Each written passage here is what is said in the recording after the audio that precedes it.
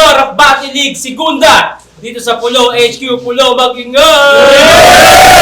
Let's go! Maraming salamat sa Hyping, Black Manila, Real Jokes, Killions, Rap and Rod, RX Panda, Crown Manila. Maraming salamat sa inyo lahat. At yun, sa kanan ko may MC, magpakilala ka.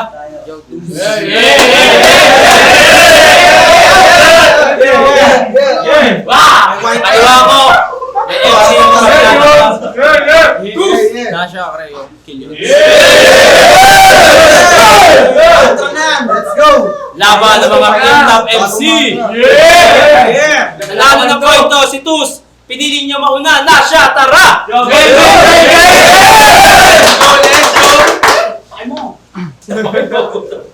Dito sa semifinals last year, what if di ako nag-joke? Tama. What if nagampanan ko yung dapat na gawin? What if kumpleto yung round 3? What if nagawang matawid? Sabi nila sa akin, dapat panalo na daw pero di na para bigyan ng pansin. At least di kagaya nung iba dyan. Kumpleto yung rounds kay Baltasar pero natalo pa rin. Di naman sa nagpaparinig. Pero tangin ng pandak to, paano to nakapag-dominate? Sa sobrang pandak mo, hindi ako makapag-concentrate. Siguro sumasampa ka muna ng upuan bago ka mag-blow ng cake. Sinabihan mo pa si Uno Mas na autistic, parehas lang naman kayong may growth delay. Kasi nakailang battle ka muna bago ka naging solid sa scene. Kung basketball to, ikaw yung di pinapasahan kahit wide open o doble yung screen. Ako malakas na agad kahit kulang sa practice, laging ballin pa rin. Kumbaga ako yung teammate mo na may attitude problem lang pero scoring machine.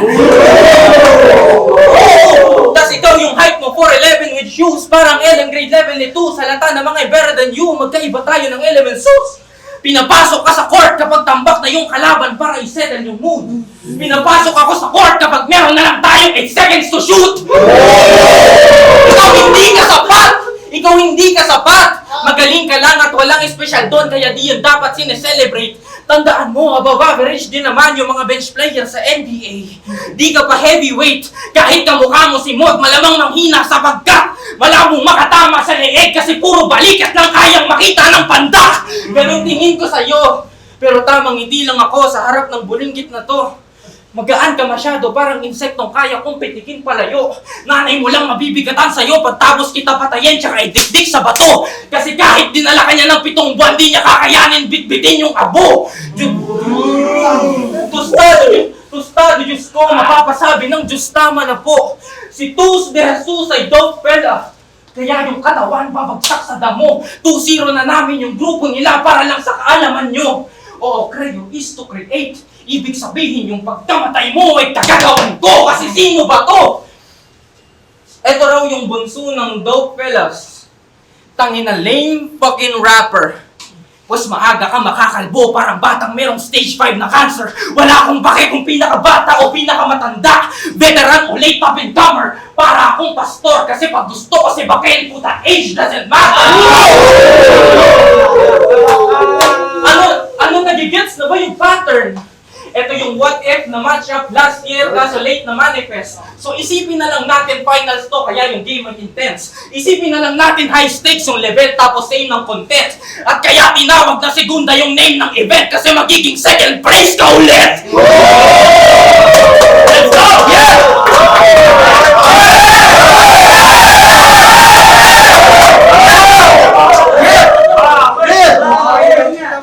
Naninibago ako sa venue. Kasi sa QC, laging panalo sa kada tuos. Ngayon nga lang ni Nasha hanggang ninunupulbos. Patunay yung mga iniwan ko sa branded mga ulo na pugot. Na Nasha, hindi pa ako natatalo sa Muñoz.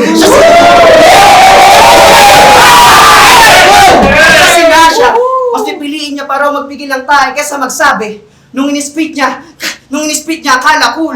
Ganun ata pagkakaintindi niya sa there's levels to this shit, pati ako ay napau. Huwag ka mag-alala, sa punches ko ngayon di mo kailangan magpigil ng tayo cause it does smack the shit out of you. Bitch, fuck you. Narcissist na galing sa sarili. Obsession niya, reflection niya sa salamin pag nasa mood. Paalala ko lang, sobrang paghanga rin sa sarili ang kinamatay ni Narcissus. Kaya baka mapaluhod ka na lang kung yan yung balak mo, men. Sobrang mamang sambahin yung sarili mo, tol, hindi kita sasantuhin. Kasi sobrang mahiyain. Siguro pag nasa klase, hindi na to makapag-pens up. Sobrang introvert, pag wala kang battle, hindi ka makausap, lagi nasa gilid, naka-heads down. Sa akin to babagsak, kahit ako yung tinitest niya ni Red Sam. Kasi itong introvert, ikakahon ko, parang final answer ko sa exam. Sobrang awkward ng tindig. Siguradong tatamaan ka sa walang preno kung bibig. Siguro ikaw pa magsasorry sa driver ng motor pag bigla ka nabundol kasi sa pedestrian lane ka tumawid. Magmumukha kang bitch. Kasi dedirekta sa'yo lahat ng durako. Pupunuin kita ng pasa hanggang pinipinta mong imahe maburako. May kita nyo sa itsura ni Nasha kung gaano ka pulado. Sa sobrang dami kong punches maghapon ka magko-cover up para kinakahiya mo na mukha mo. Hindi ako smoker. Pero baka nga matuto. You'll get smoke hanggang malunod. Nabuo ka sa mga pinilit na match-ups. Ako sa matches, muntikan pang matupok. Patunay na hininog ka lang sa pilit na hinog ako sa usok. Kasi roots mo ang pulo. Favorite ka ni Shernan.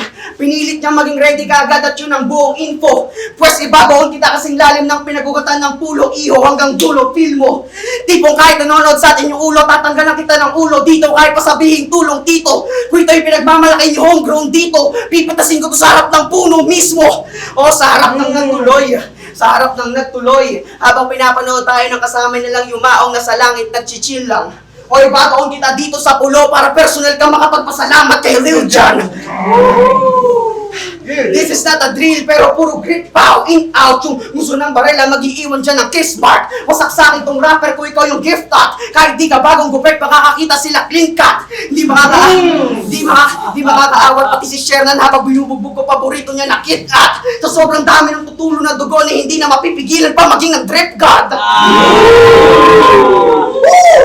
Dito kita ililibing, kasama ng karir mong nabuo. At sa ganong paraan nga si Nasha mag-iiwan ng marka sa pulo. Itong atheist, papatikmin ko ng biyaheng langit gamit aking paningin na madilim. Kung di ka naniniwala sa cross, no scope kitang babarilin.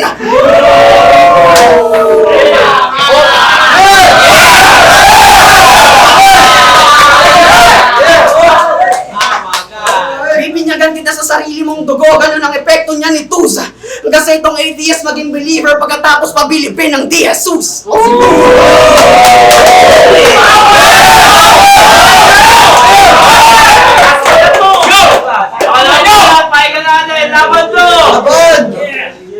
Tanginan, nilakasan masyado, galit na galit. Ginalingan talaga, gusto niya yata siya lang may pansit.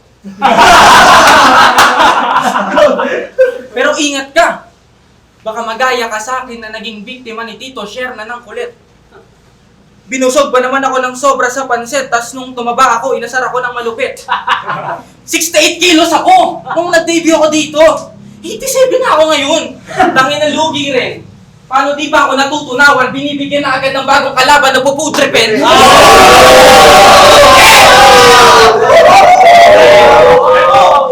Kasi kung i-check mo yung history at titignan mo way back, rookie days ko pa lang, bawal na ako sa mid-tier kaya pinaangat ako ng weight class. Di tayo same France, galing ka sa baba at gumapang pataas kaya di na dapat to ini-explain.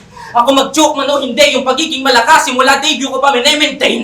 Kaya sa pen and paper, pati resume ako lagi sineseparate. Sa sobrang merit to the game, makikita mo sa sing-sing namin pangalan ko in-engrave.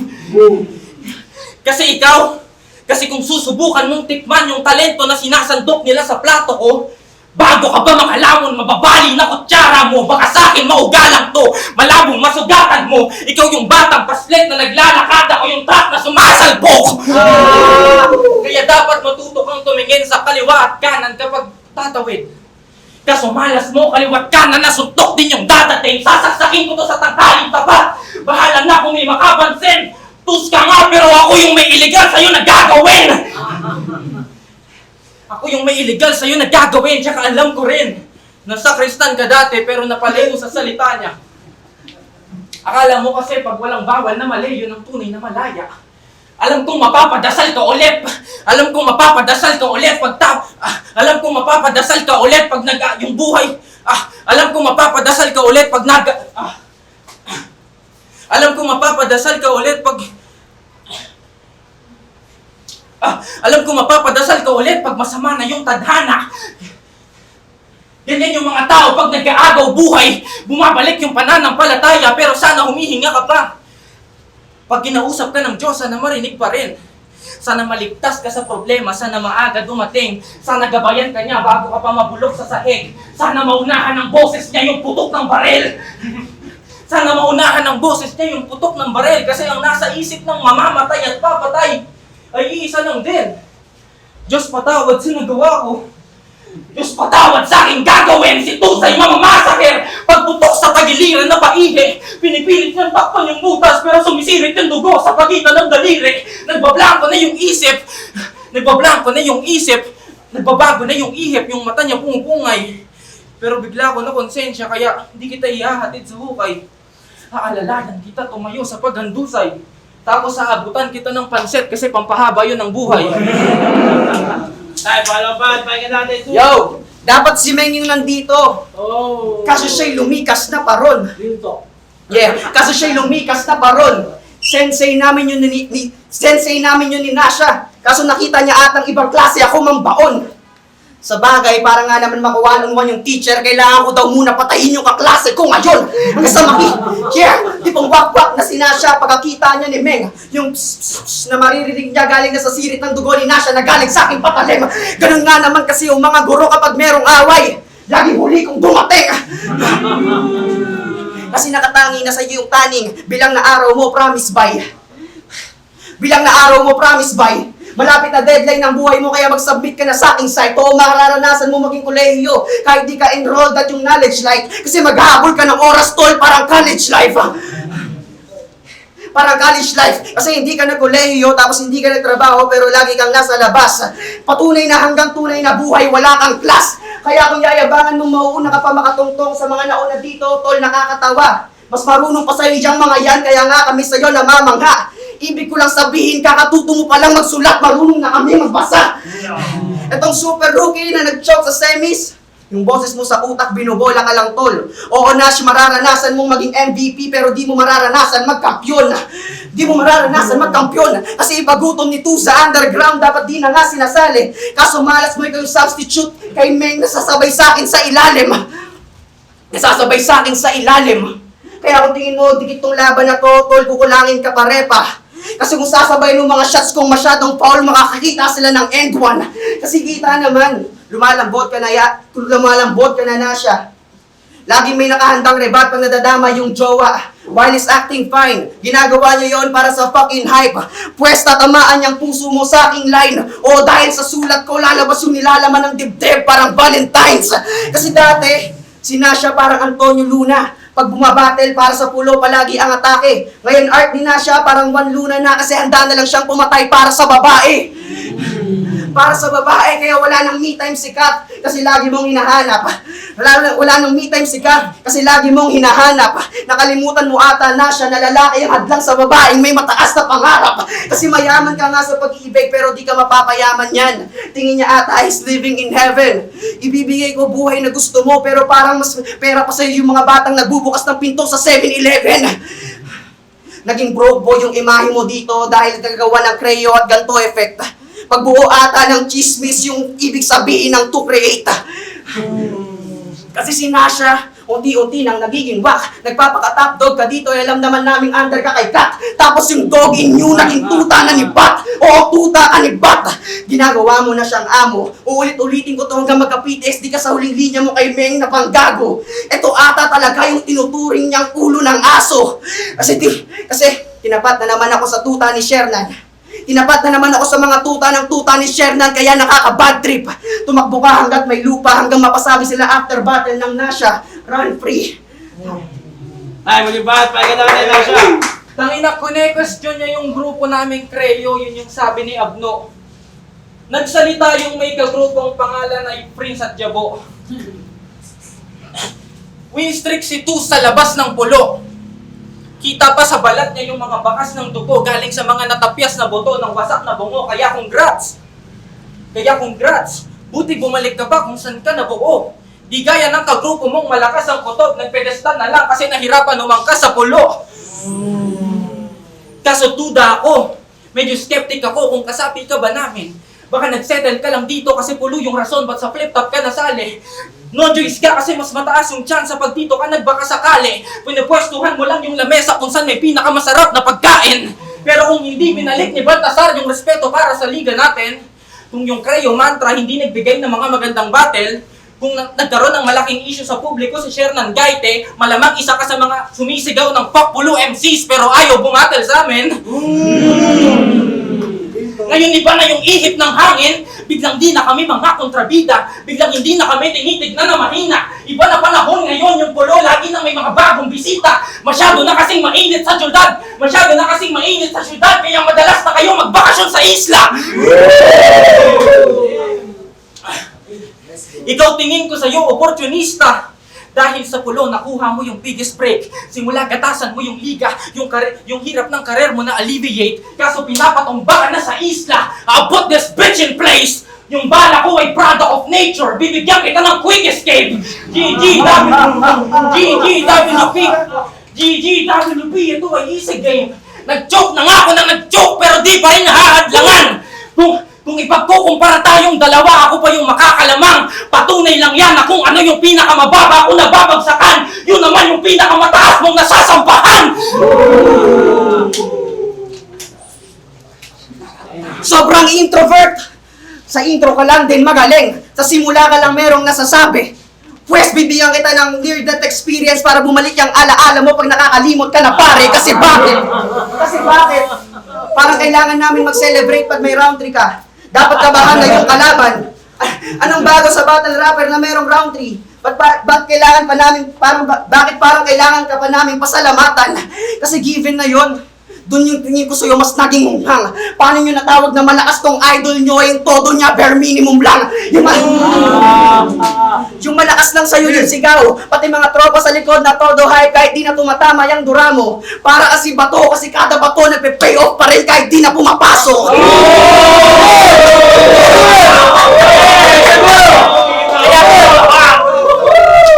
Kaya kung tinitignan yung hinaharap, pag nawawala sa rounds, yung followers niya makikitang tumatalikod. Baka sa mukha yung dismaya ng mga nakapalibot. Sa tuwing inuhugot mo yung lines, mas natutulak kang huminto. Kasi sa tuwing inaalala mo kung paano ka nagsimula bago ka matisod, mas naaalala mo kung kailan ka nakalimot.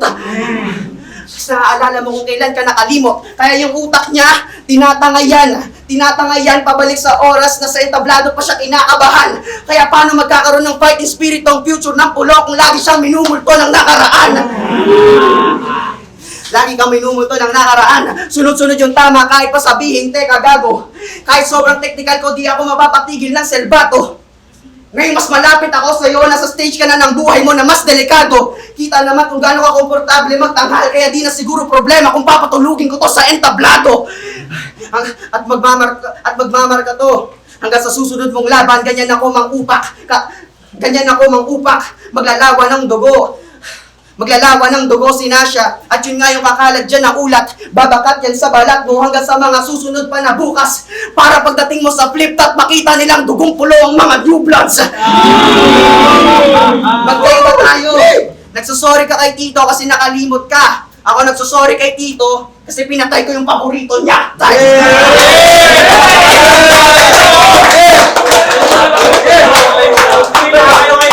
Palakpakan muna natin yung laban na yun!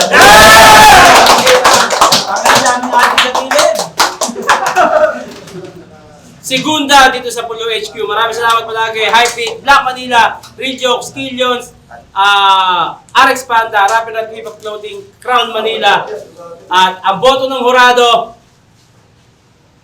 promo yung battle na yun.